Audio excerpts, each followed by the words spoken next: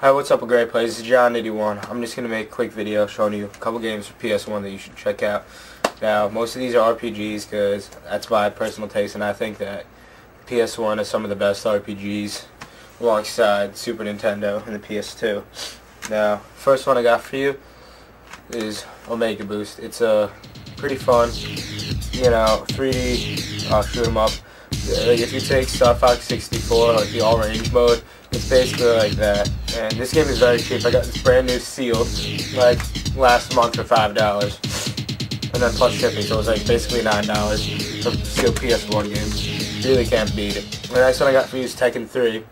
I paid about $2 for this game, and shipping's around $6. It's one of the early 3D fighters, and this is the first one that was very, very smooth. That I actually thought was very, very smooth. Next one, Mega Man Legends. I got this at a lot of Mega Man games for $40. There's like 4 other Mega Man games. I'm not sure. I think it's like around $15 now you can get it. If you played Mega Man 64 for the N64, it's the exact same game. I think I'd explain. It's kind of like, it's an action adventure, but it has some loose RPG elements. Yeah, this is a good game. Check it out. Then, these 2 Mega Man games right here. These are the traditional ones. Mega Man 8 and Mega Man X4. These are some of the best. This I found the most underrated Mega Man. I think he's pushed to the side a lot. There's a lot of Mega Man X games being put out at the time. And also the fact that he had load times, and a lot of people didn't like the graphics because it was watercolored. But I think that's one of the better Mega Mans out there. And Mega Man X4 is the best in the X series. Basically, it's a Mega Man. I don't need to explain it anymore. Now, the next one I got is Lunar 2 Eternal Blue Complete. It comes in this huge box with a bunch of extras, but if you really don't care, you can just get this thing. You can just get this regular with discs in it. Just with the discs, it should cost you about $50 more or less. Well, with everything, it should cost you around $75. I lucked out and got this for $42 shipped. A bit ended at like $38, something like that.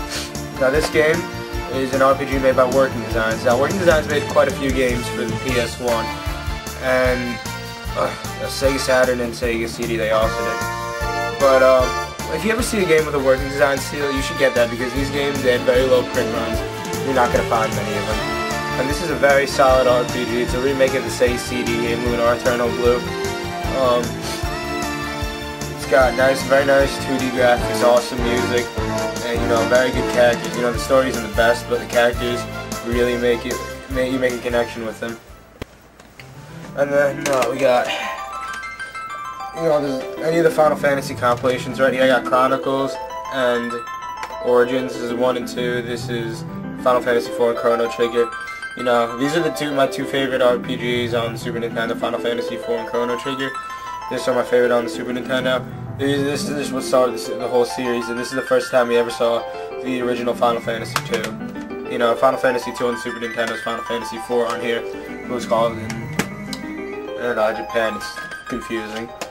And then now you have any of the any of the Final Fantasies that were originally released for the PS1.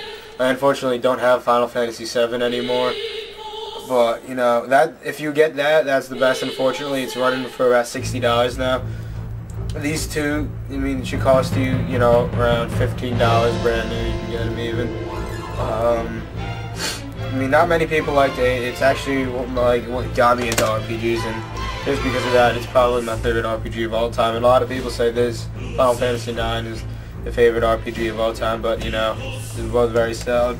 And also, I forgot to mention, it should cost around $17 new, and I'm not sure how much this costs as of now, but I think it's also around $17 new. Now, this one is last one actually. Solundra. It's by Working Designs. It's basically an average Zelda clone, like A Link to the Past.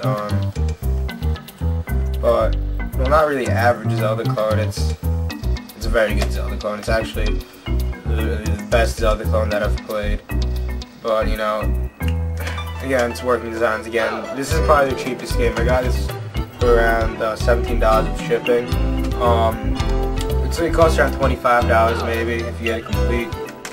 I'm not sure how much it would go for loose, but yeah. No, I mean that's a lot of games that are very good, you know. I have a couple other ones that I haven't played enough to get a good evaluation of, but you know, if you want to know anything else, I can tell you about other things that I haven't played but I've heard of that are good. And you know, we can build our collections together, because I actually just started building my PS1 collection back in January. So yeah, this is John. Did you want it? Out.